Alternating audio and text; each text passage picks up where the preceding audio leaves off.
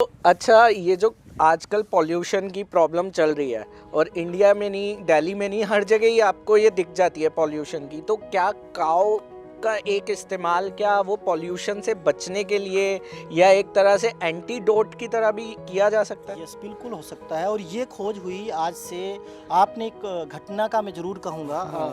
एक घटना आपने सुनी होगी, 84 में एक गैस ट्रेजेडी हुई थी हमारे देश में। राइट। उसके बाद उसमें 700 परिवार उस गैस ट्रेजेडी के चपेट में आए, उनका जीवन चला गया।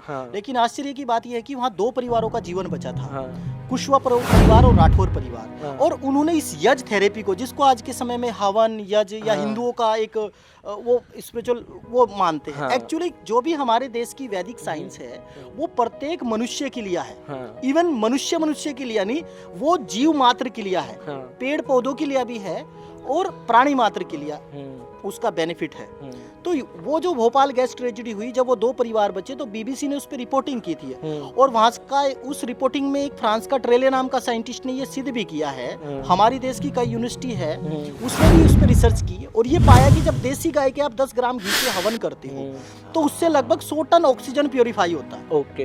तो आज के समय में देखो, पेड़ लगाओ अच्छी बात है और वो लगाना हमारा नैतिक धर्म भी है, लेकिन पेड़ आप आज लगाने के बाद 3 साल के बाद आपको रिजल्ट देता है। लेकिन आप यदि यज थेरेपी के द्वारा आप उसको अपने जीवन में लाते हो तो सबसे पहला लाभ होगा, पर्यावरण की शुद्धि होगी। सेकंड, आपका जो इम्यूनिटी पावर है वो इतना स्ट्रोंग रहेगा, क्योंकि उसमें आप कुछ प्रकार की सामग्री भी हम उसमें मिलाते हैं। जैसे उसमें 4 विशेष प्रकार की सामग्री होती है।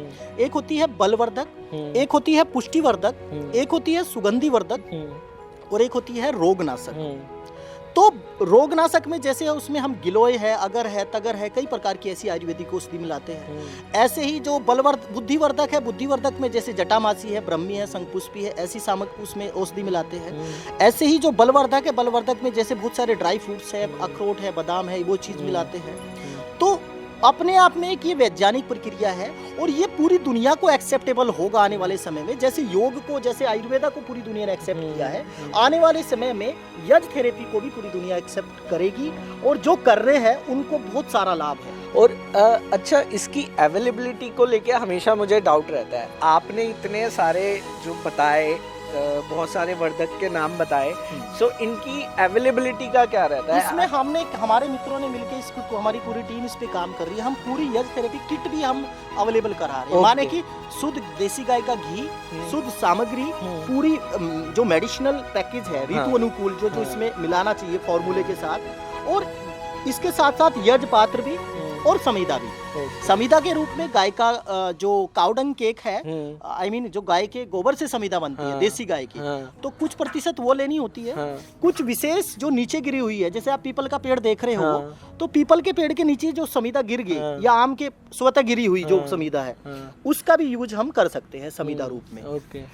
तो ये सारी चीजें हमें जो पूरा का पूरा जो एक संदेश देती है, तो ये देती है कि हम सब